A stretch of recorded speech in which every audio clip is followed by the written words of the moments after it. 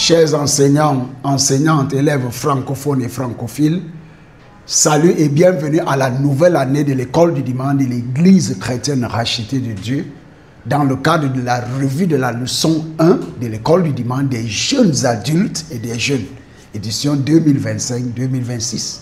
Nous vous remercions très sincèrement pour l'écoute de nos précédentes revues de l'école du dimanche des adultes et des jeunes adultes de l'année passée.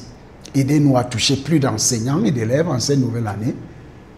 Aimez, partagez et abonnez-vous à cette chaîne YouTube. Bonne et heureuse année de l'Église chrétienne rachetée de Dieu et merveilleux mois de septembre 2025. Que Dieu vous bénisse tous. Au nom de Jésus-Christ. Amen. Je suis votre hôte et frère, pasteur Paul Ézéchiel. Dans le cadre de la leçon 1, qui sera enseignée le 7 septembre 2025, Théos Basileia signifie le royaume de Dieu. Ça, c'est la signification. Théos Basileia signifie le royaume de Dieu. Prions. Père, donne-moi de comprendre en quoi consiste ton royaume au nom de Jésus-Christ. Père, donne-moi de comprendre en quoi consiste ton royaume au nom de Jésus-Christ. Au nom de Jésus-Christ, nous avons prié. Amen. Dans le cadre des connaissances préalables, les enseignants doivent souhaiter la bienvenue aux élèves pour la première leçon de l'école du dimanche de l'année 2025-2026. Les enseignants et les élèves doivent remercier Dieu pour sa miséricorde et sa fidélité sans faille tout au long de l'année scolaire de l'école du dimanche de 2024-2025. L'enseignant doit encourager les élèves à être constants, et réguliers et ponctuels à l'école du dimanche tout au long de cette nouvelle année. En ouverture, passage biblique qui sera tiré du livre de 1er Chronique 29, 10 à 12. 1er Chronique 29, 10 à 12. La Bible dit: David bénit l'Éternel en présence de toute l'assemblée. David dit: Béni sois-tu d'éternité en éternité, Éternel, Dieu de notre Père Israël. À toi, Éternel, la grandeur, la puissance et la splendeur, l'éternité et l'éclat, car tout ce qui est au ciel et sur la terre est à toi, Éternel, ainsi que le règne, toi qui t'élèves souverainement au-dessus de tout.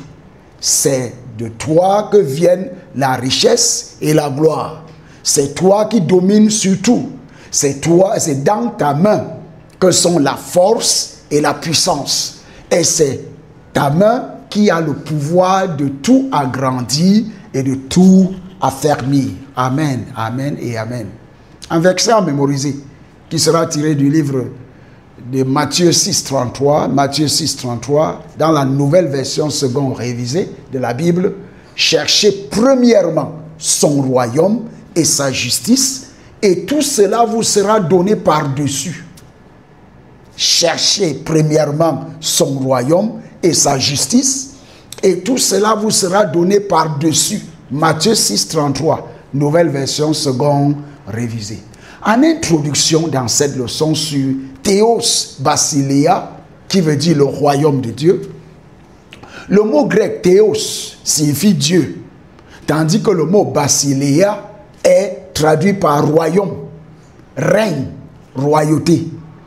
Donc Théos Basileia signifie donc le royaume de Dieu. Ce royaume est également connu sous le nom du royaume des cieux. Matthieu 19, 23 à 24. Matthieu 19, 23 à 24. La Bible dit, Jésus dit à ses disciples, en vérité, je vous le dis, il est difficile à un riche d'entrer dans le royaume des cieux. Je vous dis encore, il est plus difficile à un chameau de passer par un trou d'aiguille qu'à un riche d'entrer dans le royaume de Dieu. Le concept de royaume de Dieu revêt différentes nuances selon les passages de l'Écriture. Une compréhension générale des aspects du royaume de Dieu aidera chaque croyant à comprendre le plan et le dessein de Dieu pour l'humanité. En outre, le concept du royaume de Dieu est généralement considéré comme le thème central de l'enseignement de Jésus. Dans le cadre du journal de l'enseignant, c'est aux enseignants de s'asseoir et d'étudier en toute profondeur le passage biblique et d'avoir un dessus, une avance sur les élèves. Dans le cadre de la méthode d'enseignement, nous allons étudier la méthode d'enseignement magistrale sans monopoliser la parole. Et la gestion du temps, nous avons deux grandes lignes. Et nous ferons mieux de partager le temps d'enseignement entre les deux grandes lignes de la leçon. Grande ligne 1, les aspects du royaume de Dieu. Les aspects du royaume de Dieu. Le royaume de Dieu comporte trois aspects. Trois aspects. Un royaume universel, un royaume médiateur et un royaume spirituel. Point A. Le royaume universel. Il s'agit du règne souverain de l'Éternel et souverain et éternel de Dieu sur tout ce qui existe. L'univers entier.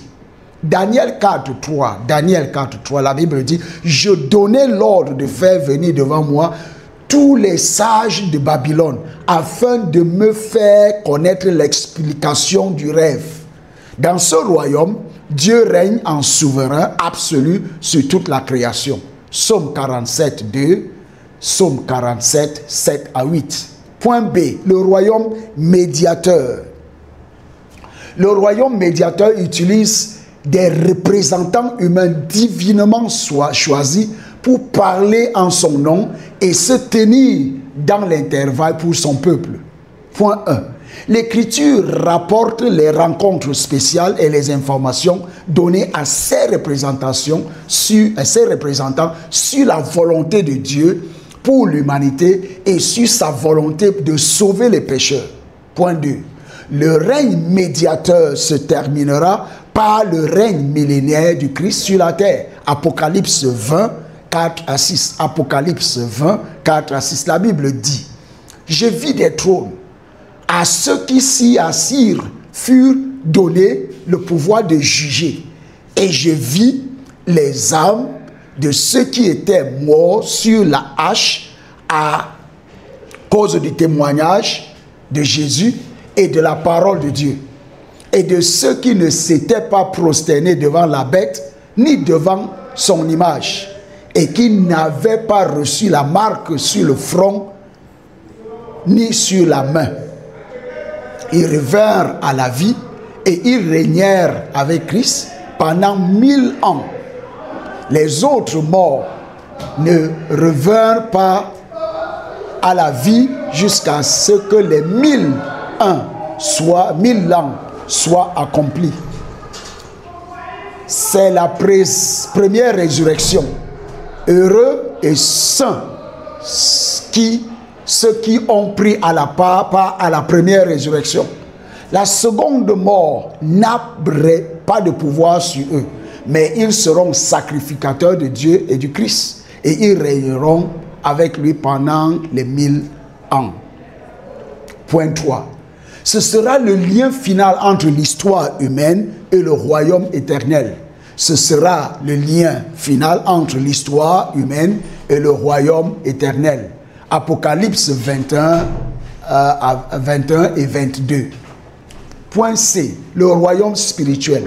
Ce royaume est un royaume invisible qui existe dans le cœur des croyants en Jésus-Christ. Luc 17, 20 à 21.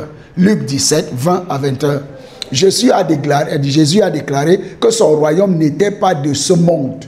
Jean 18, 36. Jean 18, 36. Point 1. Il a prêché que la repentance est nécessaire pour faire partie du royaume de Dieu. Matthieu 4, 17. Matthieu 4, 17. Point 2. Le royaume de Dieu peut être assimilé à la sphère du salut dans laquelle il faut entrer en naissant de nouveau. Jean 3, 5 à 7. Jean 3, 5 à 7. 1 Corinthiens 6, 9 à 10. Point 3. C'est le domaine spirituel sur lequel Dieu règne en tant que roi, ou l'accomplissement sur terre de la volonté de Dieu. Matthieu 6, 10. Matthieu 6, 10. Dans le cadre de cette première ligne, en activité de classe 1, y a-t-il une différence entre le royaume de Dieu et le royaume des cieux? Discutez-en. Discutez-en. Grande ligne 2. Et vous, dans le cadre de la première l'activité de classe, première classe activité, la première activité de classe, vous pouvez, les enseignants devaient s'inspirer du livre de Matthieu 19, 23 à 24. Matthieu 19, 23 à 24, pour répondre à cette question. Y a-t-il une différence entre le royaume de Dieu et le royaume des cieux? Discutez-en. Grande ligne 2. Cherchez le royaume de Dieu. Cherchez le royaume de Dieu. Dans son sermon sur la montagne, Jésus recommande à ses auditeurs de chercher premièrement le royaume de Dieu et sa justice. Matthieu 6, 33. Matthieu 6, 33. Cherchez premièrement son royaume et sa justice, et tout cela vous sera donné par-dessus. Point A. Chercher le royaume de Dieu, c'est en priorité. Point 1. Avoir faim et soif de la domination et du règne des cieux dans nos vies, avec Jésus aux commandes. Matthieu 5, 6. Matthieu 5, 6, la Bible dit: heureux ceux qui ont faim et soif de justice, car ils seront rassasiés. Amen. Point 2. Être également prêt à nous soumettre totalement et à obéir à sa volonté lorsque nous passons sous la seigneurie de Jésus-Christ et qu'il contrôle notre vie. Point B. Le principal avantage du royaume est le pardon des péchés. Acte 3, 19. Acte 3, 19. Repentez-vous donc et convertissez-vous pour que vos péchés soient effacés. Il ne s'agit pas des règles et des règlements, mais de la justice, la paix et de la joie par le Saint-Esprit.